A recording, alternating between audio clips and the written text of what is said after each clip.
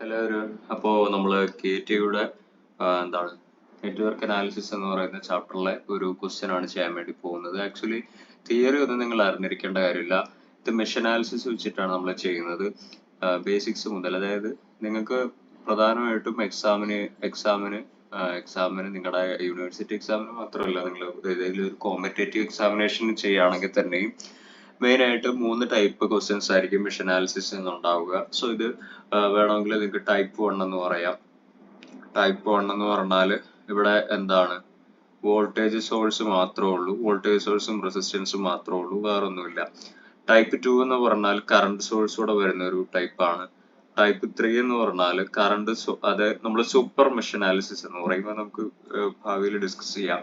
So ഇത് type 1 ആണ്, mesh അനാലിസിസിന്റെ type 1 ആണ്. ഇത് ഇവിടെ എന്താണ്, പ്രത്യേകിച്ച് ഒരു ഇതുമില്ല, വോൾട്ടേജ് സോഴ്സും റെസിസ്റ്ററും മാത്രമേ ഉള്ളൂ. സോ ഇത് ചെയ്യുന്നത് എങ്ങനെയാണെന്ന് ചോദിച്ചെങ്കിൽ, മെഷ് അനാലിസിസ് എങ്ങനെയാണ് ചെയ്യുന്നത്, എത്ര മെഷുകൾ ഉണ്ട്, കുറച്ചുകൂടെ പച്ച മലയാളത്തിൽ പറയുകയാണെങ്കിൽ എത്ര പെട്ടികൾ ഉണ്ട് എന്നുള്ള കാര്യം നമ്മൾ നോക്കുക. ഇവിടെ എത്ര പെട്ടികൾ ഉണ്ടാ, 3 പെട്ടികൾ ഉണ്ടല്ലേ. സോ 3 പെട്ടി എന്ന് പറഞ്ഞാൽ അതിന്റെ അർത്ഥം 3 ഇക്വേഷൻസ് ഉണ്ടാകും എന്നാണ്. അതിനർത്ഥം 3 വേരിയബിൾസ് ഉണ്ടാകും എന്നാണ്. അപ്പൊ 4 പെട്ടിയാണെങ്കിലോ 4 ഇക്വേഷൻ ഉണ്ടാവും, 4 വേരിയബിൾസ് ഉണ്ടാവും. 2 പെട്ടിയാണെങ്കിലോ 2 ഇക്വേഷൻ ഉണ്ടാവും, 2 വേരിയബിൾസ് ഉണ്ടാവും. ഓക്കെ, അപ്പൊ പെട്ടി is equal to equation is equal to variable. ഇത്രയും കാര്യങ്ങൾ നിങ്ങൾ മനസ്സിലാക്കുക. ഇനി അടുത്ത് നമ്മൾ ചെയ്യേണ്ടതെന്ന് പറഞ്ഞാൽ ഓരോ പെട്ടിയിലും കറണ്ടിന് ഡയറക്ഷൻ കൊടുക്കുക എന്നുള്ളതാണ്. അത് വേണമെങ്കിൽ നിങ്ങൾക്ക് ആന്റി ക്ലോക്ക് വൈസ് ഡയറക്ഷനിൽ കൊടുക്കാം. ഇതിപ്പോ ക്ലോക്ക് വൈസ് ഡയറക്ഷൻ ആണ്, വേണേൽ നിങ്ങൾക്ക് ആന്റി ക്ലോക്ക് വൈസ് ഡയറക്ഷനിലും കൊടുക്കാം. ഓക്കെ, എല്ലാ പെട്ടിയിലും ക്ലോക്ക് വൈസ് കൊടുക്കാം, എല്ലാ പെട്ടിയിലും ആന്റി ക്ലോക്ക് വൈസ് കൊടുക്കാം. ഇനി ഒരു പെട്ടിയിൽ ക്ലോക്ക് വൈസ്, ഒരു പെട്ടിയിൽ ആന്റി ക്ലോക്ക് വൈസ്, ഇതൊക്കെ നിങ്ങളുടെ ഇഷ്ടമാണ്. പെട്ടി എന്ന് പറഞ്ഞാൽ മെഷ് ആണ്, പെട്ടി എന്ന് ഞാൻ ഉദ്ദേശിക്കുന്ന മെഷിനെയാണ്. Okay fine. സോ അതൊക്കെ നമ്മുടെ ഇഷ്ടമാണ്. പക്ഷെ നോർമലി നമുക്ക് ചെയ്യാൻ എളുപ്പവും പെട്ടെന്ന് നമുക്ക് ആൻസർ കിട്ടുന്നതും ഏതെങ്കിലും ഒരു ഡയറക്ഷനിൽ എല്ലാ പെട്ടികളിലെയും കറണ്ടിന്റെ ഡയറക്ഷൻ എടുക്കുക എന്നുള്ളതാണ്.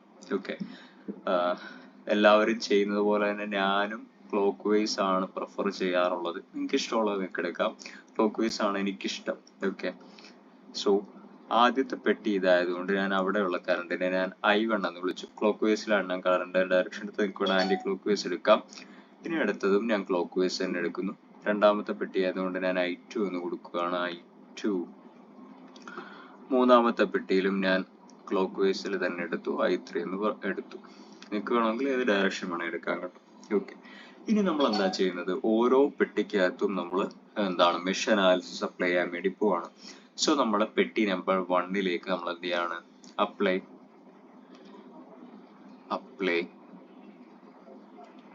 KVL ടു മെഷ് 1, അല്ലെങ്കിൽ നമുക്ക് എന്ത് പറയാം, പെട്ടി 1 അല്ലേ.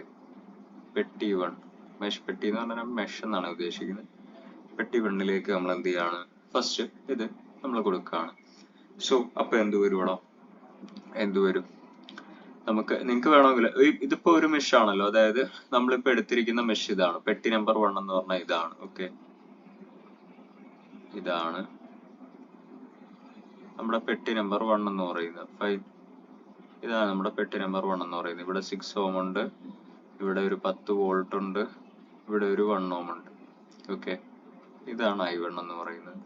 നിങ്ങൾക്ക് ഈ പെട്ടിയുടെ എവിടെ നിന്ന് വേണമെങ്കിൽ തുടങ്ങാം. വേണമെങ്കിൽ ഇവിടെ നിന്ന് തുടങ്ങാം, ഇവിടെ നിന്ന് തുടങ്ങാം, ഇവിടെ നിന്ന് തുടങ്ങാം, ഇവിടെ നിന്ന് തുടങ്ങാം, ഇവിടെ നിന്ന് തുടങ്ങാം, ഇവിടെ നിന്ന് തുടങ്ങാം. അതായത് എവിടെ നിന്ന് നിങ്ങൾ ഇക്വേഷൻ എഴുതാൻ സ്റ്റാർട്ട് ചെയ്യുക എന്നുള്ളത് നിങ്ങളുടെ ഇഷ്ടമാണ്.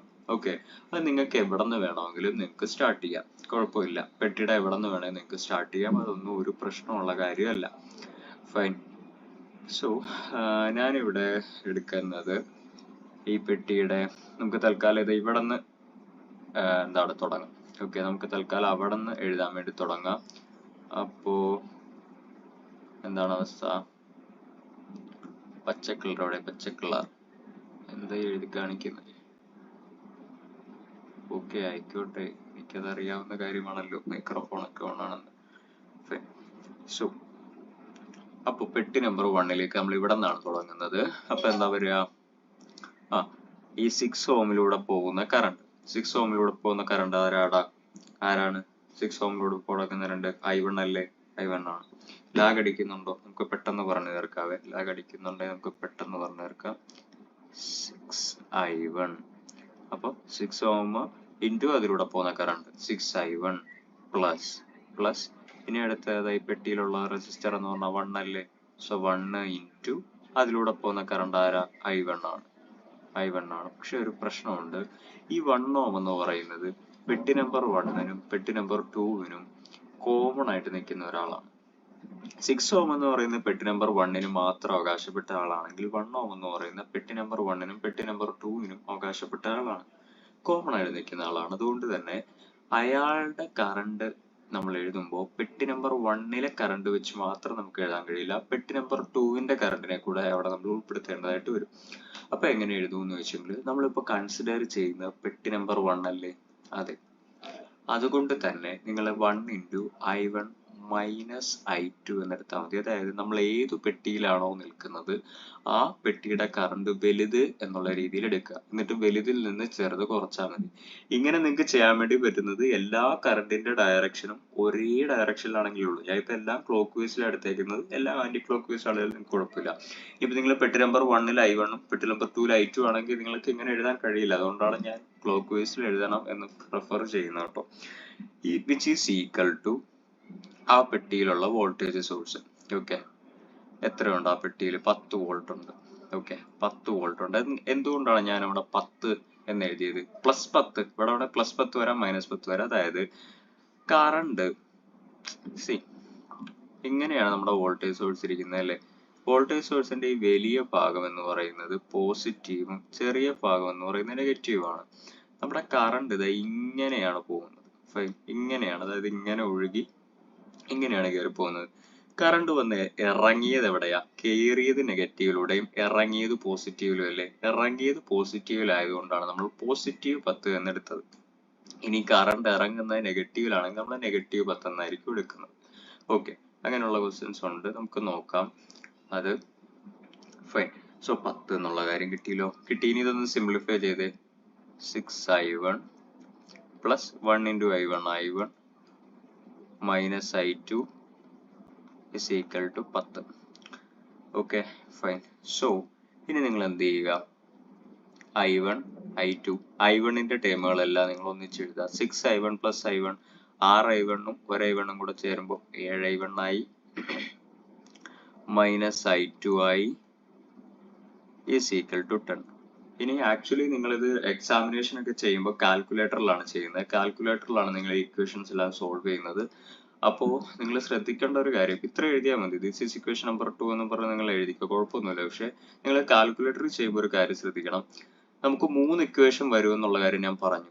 അപ്പോൾ 3 വേരിയബിൾസ് ഉണ്ടായിരിക്കണം. അതായത് ഒരു ഇക്വേഷനിൽ 3 വേരിയബിൾസ് ഉണ്ടായിരിക്കണം. ഇവിടെ i1 എന്ന് പറയുന്ന വേരിയബിൾ ഉണ്ട്, i2 എന്ന് പറയുന്ന വേരിയബിൾ ഉണ്ട്, i3 എന്ന് പറയുന്ന വേരിയബിൾ ഇവിടെ ഈ ഇക്വേഷനിൽ ആബ്സെന്റ് ആണ്. എന്ന് പറഞ്ഞാൽ അതിന്റെ അർത്ഥം i3 ഇവിടെ 0 ആണെന്നാണ്. So 7i1 minus i2 plus 0i3 is equal to 10 എന്ന് നിങ്ങൾ എഴുതിയിട്ടേക്കുക. ഓക്കെ, അതായത് നിങ്ങൾ ലാസ്റ്റ് എഴുതുന്ന ഇക്വേഷനിൽ 3 വേരിയബിൾസ് ഉണ്ടെന്നുള്ള കാര്യം നിങ്ങളൊന്ന് ഉറപ്പുവരുത്തുക. അങ്ങനെ എഴുതിയില്ല കുഴപ്പമില്ല. കാര്യം എന്താ വെച്ചാൽ നിങ്ങൾ കാൽക്കുലേറ്ററിൽ സോൾവ് ചെയ്യുമ്പോഴത്തേക്ക് കാൽക്കുലേറ്ററിന് അറിയില്ല i3 എവിടെ പോയെന്ന്, നോക്കുന്ന ടീച്ചറിന് അറിയാം. അപ്പൊ കാൽക്കുലേറ്ററിൽ സിൻടാക്സ് എറർ കാണിക്കും. അത് അവോയ്ഡ് ചെയ്യാൻ വേണ്ടിയിട്ടാണ് ഞാൻ ഇങ്ങനെ ശീലിപ്പിക്കുന്നത്. So this is equation number 1. This is equation number 1. ഇനി നമ്മൾ പെട്ടി നമ്പർ 2ൽ മെഷ് ഇക്വേഷൻ അപ്ലൈ ചെയ്യുമ്പോൾ എന്താണ് KVL ടു പെട്ടി 2. പെട്ടി 2ൽ നമ്മൾ മെഷ് ഇക്വേഷൻ അപ്ലൈ ചെയ്യാൻ വേണ്ടി പോവാണേ. അപ്പൊ എന്താ സംഭവിക്കുക? നിങ്ങൾക്ക് എവിടെ നിന്ന് വേണേൽ സ്റ്റാർട്ട് ചെയ്യാം. ഞാൻ തൽക്കാലം ഇവിടെ നിന്ന് തന്നെ അങ്ങ് സ്റ്റാർട്ട് ചെയ്യാണെന്ന് വിചാരിച്ചു. ഫൈൻ. അപ്പൊ എന്ത് വരും? 2 ഇൻറ്റു ആ 2 ഓമിലൂടെ പോകുന്ന കറണ്ട്, 2 ഇൻറ്റു 2 ഓമിലൂടെ പോകുന്ന കറണ്ട് ആരാ? i2 പ്ലസ് എന്ത് ചെയ്യുക? 3. ഇനി നമ്മൾ ഇവിടെ എത്തി. ഇനി അടുത്ത 3 ഓമിലൂടെ പോവാണ്. 3 ഇൻറ്റു i2 എന്ന് എഴുതിയാൽ മതിയോ? പോരാ. കാരണം 3 എന്ന് പറയുന്ന ആരാണ്? പെട്ടി നമ്പർ 2നും പെട്ടി നമ്പർ 3ക്കും കോമൺ ആയിട്ടുള്ള ആളാണ്. അപ്പൊ നമ്മൾ അയാളുടെ കറണ്ട് എഴുതുമ്പോൾ i2ഉം i3യും വെച്ച് വേണം എഴുതാൻ. നമ്മൾ പെട്ടി നമ്പർ 2ലാണ് നിൽക്കുന്നത്. അപ്പൊ പെട്ടി നമ്പർ 2ലെ കറണ്ട് ആണ് വലുത് എന്നുള്ള അസംഷന് i2 മൈനസ് i3 എന്ന് നമ്മൾ എഴുതും. ഓക്കെ, കഴിഞ്ഞു. പെട്ടി നമ്പർ 2 ഇത്ര റെസിസ്റ്ററേ ഉള്ളോ? അല്ല. ഇങ്ങനെ കറങ്ങി വരുമ്പോ നോക്കിയാൽ ഇവിടെ ഒരു 1 ohm കൂടെ ഉണ്ട്. Okay, so plus 1 into I2 എന്ന് എഴുതിയാൽ മതിയോ? പോരാ. I2 ഈ 1 എന്ന് പറഞ്ഞാൽ പെട്ടി നമ്പർ 1നും പെട്ടി നമ്പർ 2ക്കും കോമൺ ആണ്. നമ്മളിപ്പോ നിൽക്കുന്നത് പെട്ടി നമ്പർ 2ലാണ്. അപ്പൊ പെട്ടി നമ്പർ 2ലെ കറണ്ട് വലുത് എന്നുള്ള അസംഷനിൽ I2 മൈനസ് I1 എന്ന് എഴുതാം.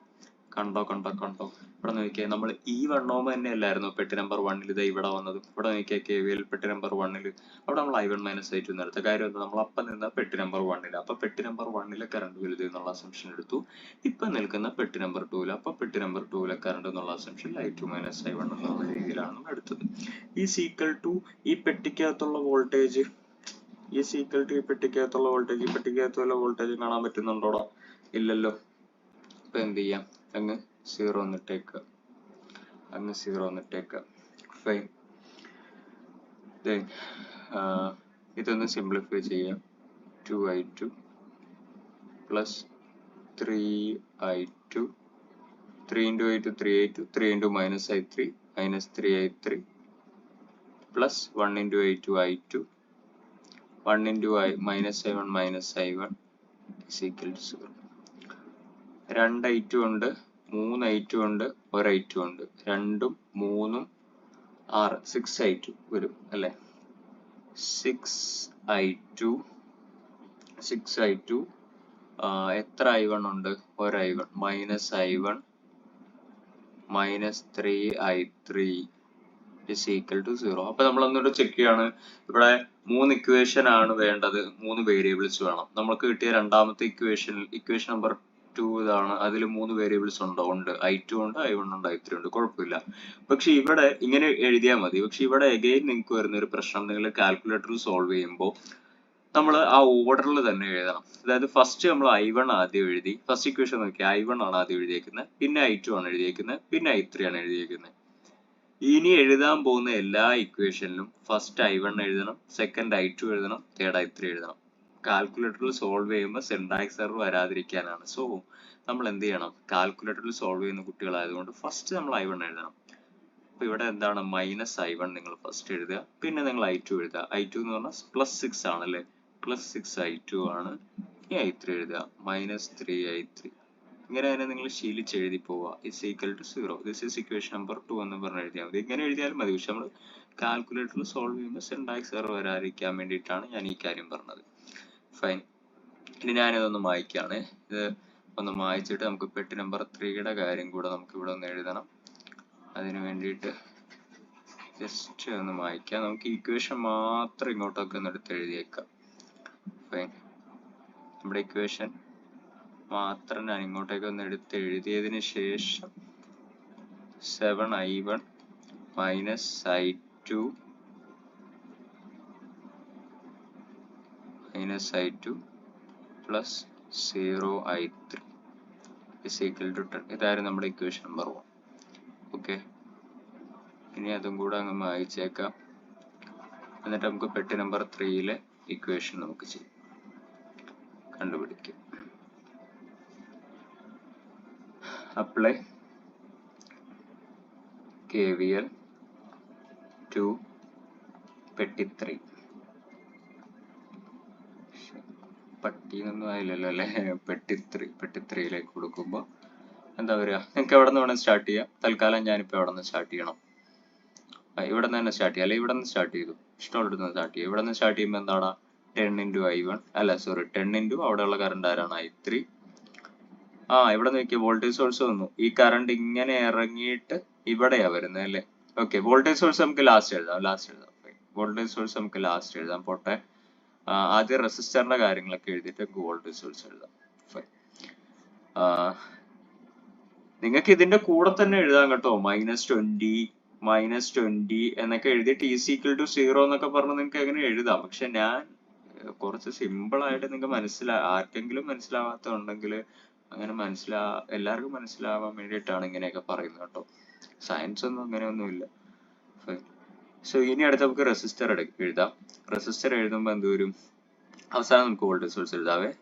3 into പ്ലസ് 3 into ആ 3 എന്ന് പറയുന്ന റെസിസ്റ്റർ പെട്ടി നമ്പർ 3ക്കും പെട്ടി നമ്പർ 2ക്കും കോമൺ ആണ്. സോ ആ രണ്ട് കറണ്ടുകളെ വെച്ച് എഴുതും. പെട്ടി നമ്പർ 3യിലാണ് നിൽക്കുന്നത്, അതുകൊണ്ട് പെട്ടി നമ്പർ 3യിലെ കറണ്ട് വരുന്നത് I3 മൈനസ് I2. റെസിസ്റ്റർ തീർന്നല്ലോ. ഈസ് ഈക്വൽ ടു അവിടെയുള്ള വോൾട്ടേജ് 20 ആണ്. നമ്മൾ ഇറങ്ങുന്നത് നെഗറ്റീവിലാണ്, അതുകൊണ്ട് തന്നെ -20 നമ്മൾ എഴുതണം. ഓക്കെ, ഇനി ഇതൊന്ന് സിംപ്ലിഫൈ ചെയ്ത് 10I3 plus 3 into I3 3I3 minus 3 into minus I2 minus 3I2 is equal to minus 20. Fine, is equal to minus 20. ഇവിടെ നോക്കുമ്പോഴത്തേക്കും 3I3 10I3 13I3 minus 3I2 is equal to minus 20. 3 variable ആണ് വരേണ്ടത്. നമുക്ക് ഈ കിട്ടിയിരിക്കുന്ന ഇക്വേഷനിൽ 2 variable ഉള്ളൂ, I3 I2. I1 absent ആണ്. സോ അതിനർത്ഥം എന്താണ്? I1 എന്ന് പറയുന്നത് 0 ആണെന്നാണ്. ഇങ്ങനെ എഴുതിയാൽ മതി, പക്ഷെ കാൽക്കുലേറ്ററിൽ ചെയ്യുമ്പോൾ സിൻടാക്സ് എറർ വരാതിരിക്കാനാണ് ഞാൻ പറഞ്ഞു തരുന്നത്. Plus 0 I1 എന്നുകൂടെ എഴുതിയേക്കുക. ഇനി അടുത്ത പ്രശ്നം വരും, ഇങ്ങനെ അടിച്ചു കൊടുത്താൽ സിൻടാക്സ് എറർ വരും. കാര്യം എന്താ? നമ്മുടെ ഇക്വേഷൻ നമ്പർ 2ലും ഇക്വേഷൻ നമ്പർ 3ലും ഒക്കെ ഫസ്റ്റ് കിടക്കുന്നത് I1ഉം പിന്നെ I2 പിന്നെ I3. അപ്പൊ ഇതും അതേ രീതിയിൽ തന്നെ എഴുതണം. 0 I1 minus 3I2 plus 13 I3 is equal to minus 20. This is equation number 3. ഇനി നിങ്ങൾ നിങ്ങളുടെ കാൽക്കുലേറ്റർ എടുക്കുക. കാൽക്കുലേറ്റർ എടുത്തിട്ട് നിങ്ങളുടെ ഇക്വേഷൻസ് എന്ന് സോൾവ് ചെയ്യുന്ന ഒരു ഭാഗമുണ്ട്. അവിടെ 3 വേരിയബിളിന്റെ ഇക്വേഷൻ സെലക്ട് ചെയ്യുക. അപ്പൊ നിങ്ങൾക്ക് കറണ്ടിന്റെ ഇക്വേഷൻ കിട്ടും. ആ കറണ്ടിന്റെ ഇക്വേഷൻ ബൈ സോൾവിങ് നിങ്ങൾക്ക് കിട്ടുന്നത് എങ്ങനെയാണെന്നുള്ള കാര്യം ഞാൻ കാണിച്ചു തരാം. By solving you will get, by solving നിങ്ങൾ കാൽക്കുലേറ്റർ സോൾവ് ചെയ്ത് നോക്കിക്കോളൂ. ബൈ സോൾവിങ് നിങ്ങൾക്ക് കിട്ടുന്ന ആൻസർ എന്ന് പറയുന്നത് I1 എന്ന് പറഞ്ഞാല് 1.34 ഓമും, സോറി ഓം അല്ലല്ലോ, ആംപിയറും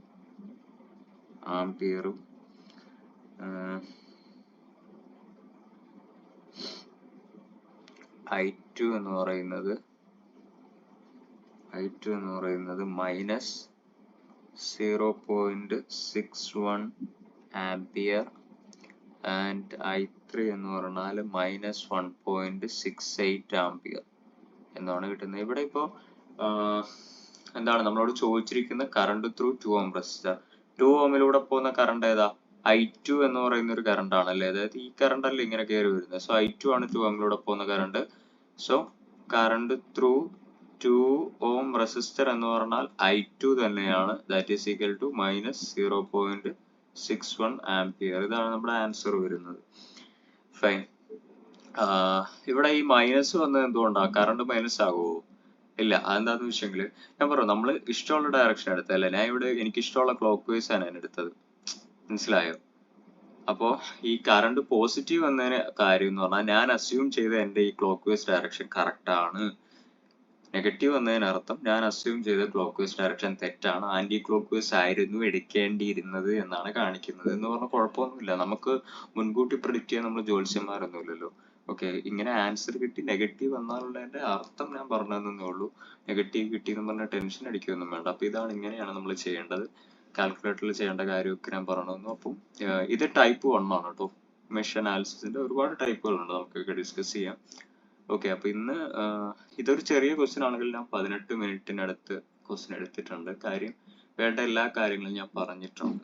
ഓക്കെ, ഇനി വരുന്ന ക്വസ്റ്റ്യൻസ് ഒക്കെ നമുക്ക് ഒരു 10 മിനിറ്റ് 8 മിനിറ്റ് 5 മിനിറ്റിലൊക്കെ തീർക്കാം. കാര്യം ഇതൊക്കെ നിങ്ങൾക്ക് ഇപ്പം മനസ്സിലായല്ലോ.